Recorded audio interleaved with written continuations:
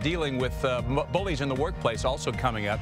We'll get some tips on the best way to deal with them. We're back in a minute. Well, certainly we've heard of plenty of stories of children being bullied at school. But what about adults being bullied at work? According to the Workplace Bullying Institute, bullying in the workplace remains a national epidemic. 27% have current or past experience with abusive conduct at work.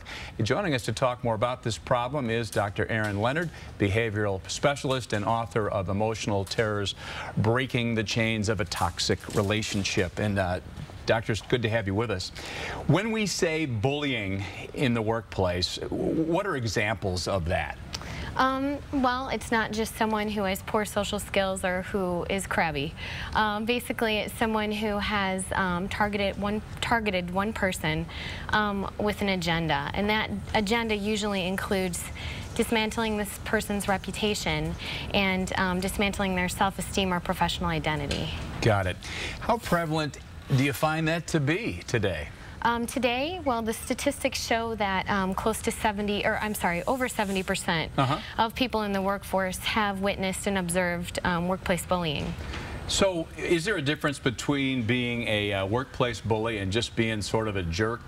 You know what I mean? Or is it the same thing, kind of? Absolutely. Yeah. A bully usually consistently and pervasively goes after one specific individual, and they do so in very underhanded ways. So talking behind their backs, distorting the truth, and broadcasting it to as many people who will listen.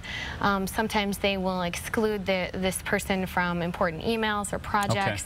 Sometimes even office social events, they'll make sure that they're excluding. Oftentimes they will try to sabotage this person's work or often take credit for it. So what advice do you give to someone who is the brunt of this kind of behavior? Are there techniques you advise to sort of cope with it? Absolutely. I think the most important thing is being aware of the psychology of the bully and the psychological dynamic that traps people in this type of toxic relationship. By understanding the psychology of the bully and the psychology of the dynamic, I think the target is less apt to take things personally and to blame themselves, which is what the bully wants them to do.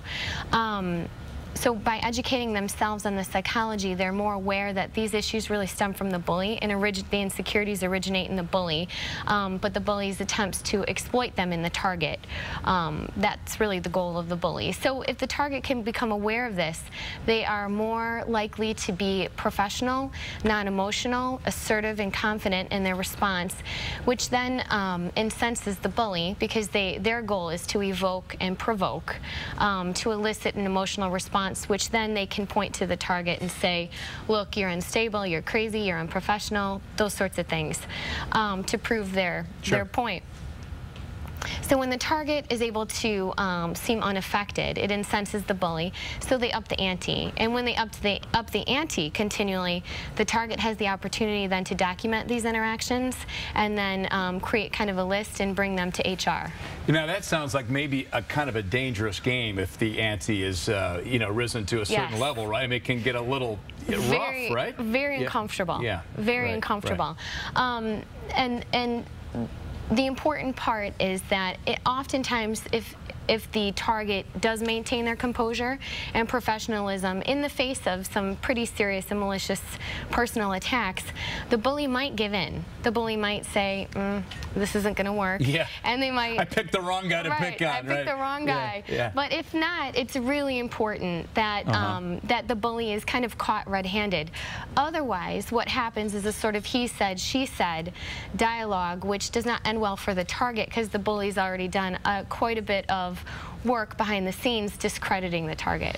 And here is the book once again. Give us the title of that book, Doctor. Emotional Terrorism, Breaking the Chains of Toxic Relationships. Very good. Thanks for being here. Absolutely. Thanks for having me. No doubt. We're going to pause. Up next here on The Noon Show, Tammy's back with more on...